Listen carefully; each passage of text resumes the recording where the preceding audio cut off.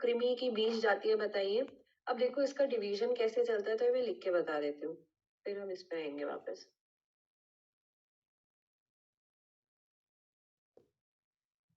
तो देखो जो कृमि रोग है 20 प्रकार के बताए, इसका सबसे पहले डिवीजन करेंगे बाह्य और आभ्यंतर। ठीक है, बाह्य कृमि और आभ्यंतर कृमि। माइक ऑफ कर ले सभी। ठीक है, बाह्य 2 प्रकार के बताए। बाह्य को और क्या बोला जाता है? बाह्य को मलज भी बोला जाता है। ठीक है, बाह्य को मलज भी बोला जाता है। ये 2 बताए हैं, यूका और पिप्पलिका। ठीक है, नाम याद कर लेना, रोग निदान में भी काम आएगा। ठीक है, फिर आते हैं आभ्यंतर। अब आभ्यंतर कृमि जो है इनको फर्दर डिवाइड करा गया है 3 पार्ट्स में। कैसे याद करेंगे? पू र क। ठीक है, पू से पुरीषज, र से रक्तज, क से कफज।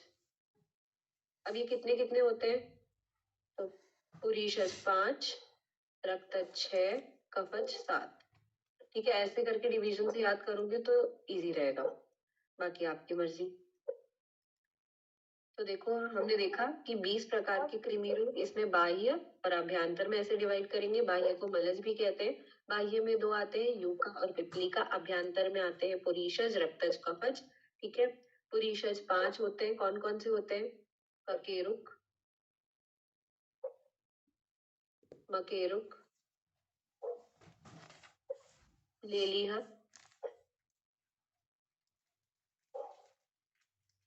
सशूलक, सौसुराद। ऐसे ही याद करने हो जाएंगे, बार बार बोलोगे। ठीक है, रक्तज में क्या क्या आते हैं? रक्तज में आते हैं केशाद, लोमाद, लोमद्वीप,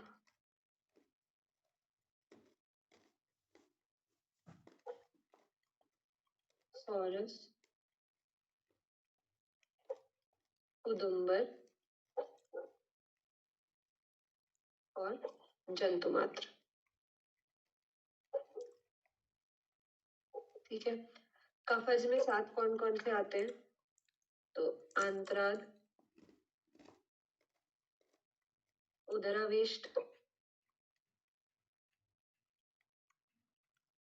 हृदयाद, चुरु, गर्भपुष्प, सौगंधिक और महागुद। ठीक है, तो ये क्लासिफिकेशन याद रखना है हमेशा। 20 प्रकार के कृमि, बाह्यज और अभ्यंतर।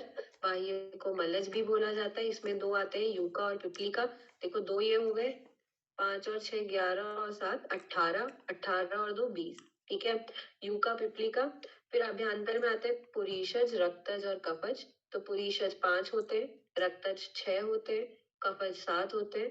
पुरीषज में जो 5 आते हैं वो कौन कौन से? ककेरुक, मकेरुक, लेलिहा, सशूलक, सौसुराद। बार बार बोलोगे, याद हो जाएगा। ठीक है, ककेरुक, मकेरुक, लेलिहा, सशूलक, सौसुराद। फिर आता है रक्तज। रक्तज में आता है केशाद, लोमाद, लोमद्वीप, सौरस, उदुम्बर, जंतुमात्र। ठीक है, ये सब और डिटेल में आएगा जब आप लोग। अच्छा एक चीज बताओ, सप्तक गण किसके लिए आया था? पढ़ा है? कृमि के लिए। हाँ, कृमि के लिए आया था। हाँ, तो ये सप्तक गण जो होते हैं ये भी वहीं पे पढ़ोगे, विमान स्थान पे। हाँ, विमान स्थान में पढ़ोगे, तो वहां पे इनको भी डिटेल में पढ़ना है। तो अभी से अच्छा है कि नाम याद करके चलो। ठीक है, तो केशाद, लोमाद, लोमद्वीप, सौरस, उदुम्बर, जंतुमात्र। फिर कफज जो होते हैं वो 7 प्रकार के, आंत्राद, उदरावेष्ट, हृदयाद, चुरु, दर्भपुष्प, सौगंधिक और महागुद। ठीक है, फिर आते हैं, हमने पहला देख लिया कृमि, फिर दूसरा हमें देखना है प्रमेय। ठीक है, तो प्रमेय के भी 20 भेद। तो इसको दोष के अनुसार डिवाइड किया गया है। कैसे? तो देखो, वातज, पित्तज, कफज। वातज जो होते हैं वो 4 प्रकार के, पित्तज जो होते हैं वो 6 प्रकार के, कफज जो होते हैं वो 10 प्रकार के। ठीक है, अब ये कौन कौन से हैं तो ये भी यहीं पे याद करके चलो, बाद में इजी पड़ेगा। ठीक है, निदान स्थान में याद करना ही पड़ेगा। तो देखो पहले कफज लिखते हैं। कफज 10 प्रकार के कौन कौन से? उदक में है, इक्षु बालिका में है,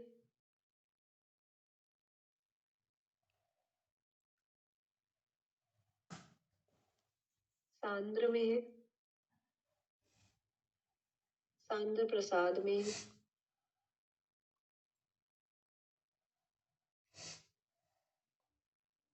शुक्र में है,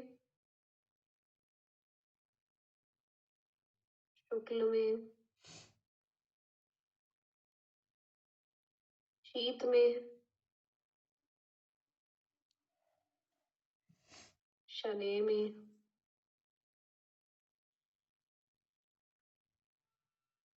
सिक्ता में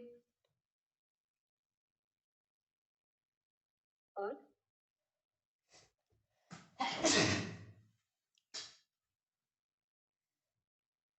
लाल में। ठीक है, तो देखो उदक मीन्स होता है पानी, इक्षु बालिका से तुम गन्ने का रस याद कर सकते हो। ठीक है, तो उदक में इक्षु बालिका में एक साथ याद करोगे, सांद्र में सांद्र प्रसाद में एक साथ याद करो, शुक्र और शुक्ल एक साथ याद करो, शीत के साथ शनय याद रखना है। ठीक है, और सिक्ता यानी सिक्का मतलब होता है कि रेत को बोला जाता है सिक्ता, और लाल में एक साथ याद रखना है। ठीक है, तो ऐसे याद रखो, जो लाला है वो सिक्ता पे चल रहा है। ठीक है, धीरे धीरे ऐसे भी याद कर सकते हो। तो शनय शनय मतलब धीरे होता है, तो ऐसे याद कर सकते हो इन तीनों को, और शीत में एक अलग से याद कर लो, ऐसे भी कर सकते हो अपने हिसाब से, लेकिन याद होने चाहिए। ठीक है, तो ये कितने हो गए? 2 3 4 5 6 7 8 9 10। ठीक है, तो कफज हमने 10 प्रकार के देख लिए। फिर पित्तज 6 कौन कौन से हैं, तो यहीं पे लिख लेती हूँ। क्षार में है, काल में है, नील में है, जितने भी कलर्स हैं मैंने बताया था, जो बहुत सारे कलर्स अगर कहीं पे आते हैं तो वो ज्यादातर पित्त का लक्षण होता है।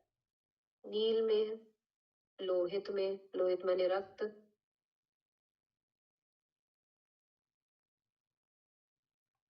फिर क्या बचा, मंजिष्ठ में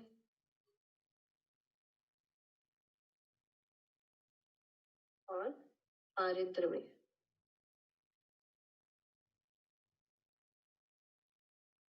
ये हमने देख लिया पित्तज।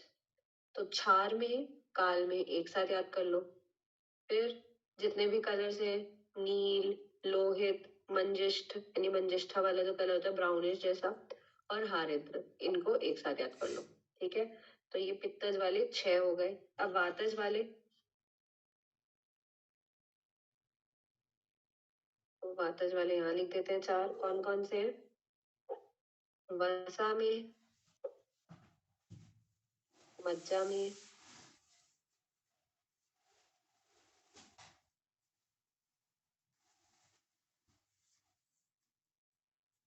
अस्थि में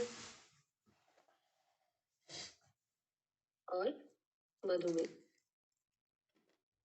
तो जो मधुमेह है वो प्रमेह का एक टाइप है। ठीक है, जो मधुमेह है प्रमेह का एक टाइप है, और उसमें भी वातज प्रमेह का टाइप होता है। ठीक है, बात बाकी तो बात की बात है कि कौन साध्य है कौन असाध्य है, इसके रीजंस ये आगे बहुत डिटेल में पढ़ोगे निदान स्थान में। फिलहाल के लिए नाम याद रख लो कि प्रमेह के 20 भेद, वातज 4, पित्तज 6, कफज 10। ठीक है, अब लास्ट आता है हमारा योनि व्यापद, बहुत इंपॉर्टेंट। तुम लोगों का तो फाइनल ईयर में होगा गायनी, तब पढ़ना होगा ये, लेकिन नाम याद कर लोगे तो अच्छा है। योनि व्यापद, अब इसको भी वातज पित्तज कफज ऐसे करके डिवाइड किया गया है, सन्निपातज। तो इसमें जो वातज होते हैं वो 11 होते हैं। कौन कौन से, तो नोट कर लो। अचरण, अतिचरण, प्राक्चरण। ठीक है, अंतर्मुखी, सूचीमुखी,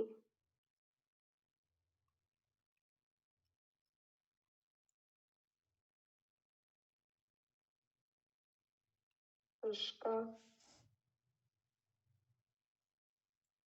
पुत्रग्नि,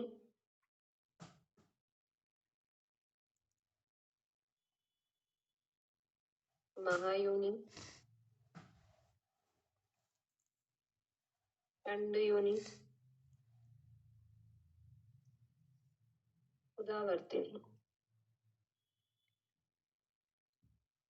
इन सब में वात की प्रधानता होती है। तो कितने हो गए? 1 2 3 4 5 6 7 8 9 10 और एक होता है वातज। ठीक है, तो ये हमने देखे वात के कारण होने वाले 11 योनि व्यापक। फिर आते हैं पित्त। तो पित्त की वजह से 3 होते हैं। कौन कौन से? पहला तो पित्तज, ठीक है, दूसरा है रक्तज, तीसरा होता है अरजस का। ठीक, फिर आते हैं कफज। कफज एक ही है, जिसको हम श्लेष्मज लिख लो या कफज ही लिख लो। फिर एक होता है सन्निपातज, ठीक है। अगला है वात और पित्त की वजह से होने वाले, यानी द्वंद्वज, ठीक है। तो ये कितने होते हैं? ये 2 होते हैं। तो ये कौन कौन से? परिप्लुता और वामिनी, ठीक है। फिर आते हैं वात कफज। तो वात कफज कौन कौन से हैं? ये भी 2 हैं, कर्णिनी और दूसरा उपलुप्ता, ठीक है। अब देखो इसमें बाकी सब तो याद रह जाते हैं, इन 2 में बड़ा कंफ्यूजन रहता है, वात पित्त और वात कफज में। तो इसको याद करने का तरीका है कि चरक से बाप की परी गमन करती है, ठीक है। तो बाप से याद रखना वात और पित्त, ठीक है। परी से याद रखना है परिप्लुता, वमन से याद रखना है वामिनी, ठीक है। दूसरा है कर्णिनी और उपलुप्ता। तो इसको ऐसे याद रख लो, आपने जो भी बका, तो इससे वात और कफ, वो मेरे कर्ण के ऊपर से गया। ऐसा होता है ना तुम लोगों के साथ भी? तो देखो कर्ण से कर्णिनी याद रखना है, ऊपर से याद रखना है उपलुप्ता, ठीक है। तो ये देखो इस तरह से हमने 20 प्रकार के योनि व्यापक भी देख लिए। वात के कारण 11 थे। कौन कौन से? अचरणा, अतिचरणा, प्राकचरणा, तीनों चरण एक साथ याद रख लो। 2 मुख एक साथ याद रख लो, ठीक है, अंतर्मुखी, सूचीमुखी। फिर महायोनि, षंडयोनि, 2 योनि एक साथ याद रख लो। शुष्का, पुत्रग्नि एक साथ याद रख लो। और उदावर्तिनी और वातज, वातज तो है ही, और उदावर्तनी एक याद रखना है, ठीक है। तो बार बार पढ़ोगे, बार बार इसको लिख के प्रैक्टिस करोगे तो याद हो जाएगा। अचरणा, अतिचरणा, प्राकचरणा, अंतर्मुखी, सूचीमुखी, महायोनि, षंडयोनि, शुष्का, पुत्रग्नि, उदावर्तिनी और वातज। तो ये 11 हो गए। फिर 3 पित्तज, रक्तज और अरजस का, ये पित्त से होने वाले हो गए, ठीक है। कफ के कारण कफज, फिर एक सन्निपातज, ठीक है, ये तीनों दोष के कारण जो हो रहा है, ठीक है। और फिर अगला हमने देखा वात पित्त की वजह से, तो परिप्लुता और वामिनी, ठीक है, ये द्वंद्वज है। और इसको याद कैसे करना है कि चरक के बाप की परी वमन करती है, तो परी से परिप्लुता और वमन से वामिनी। फिर वात कफज हमने देखा कर्णिनी और उपलुप्ता। तो आपने जो भी बका वो मेरे कर्ण के ऊपर से गया। तो वका से याद रखना है वात और कफ, ठीक है। कर्ण से याद रखना है कर्णिनी और ऊपर से याद रखना है उपलुप्ता, ठीक है। तो ये हमने 20 प्रकार के 3 रोग देख लिए, कौन कौन से? कृमि, प्रमेह और योनि व्यापक। तो अब यहाँ पर भी पढ़ लेते हैं। देखो यूका, पिपलिका, ये दो कृमि बाहरी मल में होते हैं, तो हमने देख लिया बाह्यज, ठीक है, और इन्हें मलज भी कहा जाता है। केशाद, लोमाद, लोमदीप, सौरस, उदुम्बर, जंतुमात्र, 6 कृमियां रक्त में उत्पन्न होते हैं। अन्नाद, उदरावेष्ट, हृदयाद, चुरु, दर्भ पुष्प, सौगंधिक, महागुद, ये 7 कृमि कफ से उत्पन्न होते हैं। ककेरुक, मकेरुक, लेलिया, सशुलक, ससुराद, ये 5 कृमि मल में उत्पन्न होते हैं, ठीक है। अब 20 प्रकार के प्रमेय, तो उदक में इक्षु में या इक्षु बालिका में एक ही बात है। सांद्र में सांद्र प्रसाद, शुक्ल शुक्र, शीत में शनि में, सिक्ता में, लाला में, ये 10 कफजन्य होते हैं। क्षार में, काल में, नील में, लोहित में, मंजिष्ठ में, हारिद्र में 6 प्रमेय पित्तजन्य होते हैं। फिर वसा, मज्जा, हस्ती, मधु में ये 4 प्रमेय वातजन्य होते हैं। वातजन्य, पित्तजन्य, कफजन्य, सन्निपातज, ये 4 योनि व्यापक वातादि दोषजन्य होते हैं और दोष के संसर्ग तथा प्रकृति के अनुसार शेष 16 रोग होते हैं, ठीक है। तो ये जो मैंने बताया अभी, ये जो डिवीजन है जो मैंने लिख कर बताया योनि व्यापक का, वही याद रखना है। इसमें कंफ्यूज कर रखा है कि वातज अलग लिख दिया, पित्तज अलग लिख दिया, कफज अलग लिख दिया है, ठीक है। बाद में अगर देखो कि अचरना, अतिचरना, प्राकचरना में क्या है, तो उसमें भी वात दोष प्रधान है, ठीक है। तो इन्होंने अलग अलग करके बता दिया, 16 अलग बता दिया और 4 अलग बता दिए, लेकिन जो मैंने अभी लिखवाया क्लासिफिकेशन वही याद रखना है। यहाँ पे पढ़ लेते हैं। तो 16 क्या क्या बता दिए, रक्त योनि, अरजस्का, अचरणा, अतिचरणा, प्राकचरणा, उपलुप्ता, परिप्लुता, उदावर्तिनी, कर्णिनी, पुत्रग्नि, अंतर्मुखी, सूचीमुखी, शुष्का, वामिनी, षंड योनि, महायोनि, इस प्रकार से 12 व्यापद योनि में होते हैं। अब यह संपूर्ण रोगों के अधिकारों का वर्णन क्रम के अनुसार कर दिया गया है। अब देखो यहाँ पे क्या बोल रहे हैं, यहाँ पे आता है एक रेफरेंस इंपॉर्टेंट कि शकुनी सर्वम दिवसमपि परिपतन स्वाम छायाम नाति वर्तते, इंपॉर्टेंट है, ठीक है। ये रेफरेंस इंपॉर्टेंट है, याद रखना है। अब क्या बोल रहा है देखो, सभी प्रकार के निज रोग वात, पित्त और कफ को छोड़कर नहीं होते हैं। हमें पता है दोषा एवं सर्वेशा रोगाणाम एक कारणम, ठीक है, कि रोगों का एकमात्र कारण दोष ही है। अर्थात निज रोग वात, पित्त, कफ के द्वारा उत्पन्न होते हैं। जिस प्रकार शकुनी, देखो पक्षी, ये ऊपर वाले रेफरेंस का मीनिंग बता रहे, शकुनी सारे दिन आकाश में चारों तरफ उड़कर देश देशांतर को लांघ जाती है, ठीक है। कोई भी पक्षी है वो सारा दिन आकाश में चक्कर काटती है और देशों को लांघ जाती है, पर वह अपनी छाया को कभी नहीं लांघ सकती, ठीक है। तो ये एक उपमा दे रखी है कि दोष ऐसे ही क्या होता है, उसी प्रकार अपने धातु यानी वात, पित्त, कफ की विषमता से उत्पन्न होने वाले सभी शरीर दोष जन्य रोग भले ही शास्त्रों में बताई हुई संख्या और लक्षणों का अतिक्रमण कर जाए, ठीक है, पर वात, पित्त, कफ का अतिक्रमण नहीं करते। तो इसमें दोषों का ही वो बताया गया है इम्पोर्टेंस, कि कोई भी रोग है, वो जैसे हमने पढ़ा था कि आगंतुक रोग भी है, भले ही उनमें लक्षण पहले आ रहे हैं लेकिन उनमें भी दोषों का इन्वॉल्वमेंट हो जाता है, ठीक है। तो इसमें भी क्या बता रहा है कि वात जो रोग है वो कभी भी वात, पित्त, कफ का अतिक्रमण नहीं करते। इन्हीं वात, पित्त, कफ के स्थान रस, रक्त आदि धातुएं, आमाशय, पक्वाशय आदि संस्थान यानी लक्षण, प्रकृति यानी कारण, विशेष को देखकर वात, पित्त, कफ से होने वाले सभी रोगों के भिन्न भिन्न नाम का उपदेश बुद्धिमान वैद्य लोग करते हैं। तो बाकी इंपॉर्टेंट नहीं है, बस ये याद रखना है कि ये शकुनी वाला रेफरेंस कहाँ आया है, ठीक है। तो ये 19वें नंबर के अध्याय में आया है।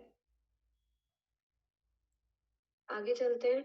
अब देखो निज और आगंतुक रोगों के बारे में बता रहे हैं। क्या बोल रहे हैं कि शरीर के अंदर अपनी धातुओं की विषमता के कारण होने वाली व्याधियों का समुदाय बहुत ही अधिक होते हैं, पर वे व्याधियां वात, पित्त, कफ से अलग नहीं होती। दोबारा से वही बात बोल दी गई है कि वात, पित्त, कफ तो होना ही होना है रोगों में।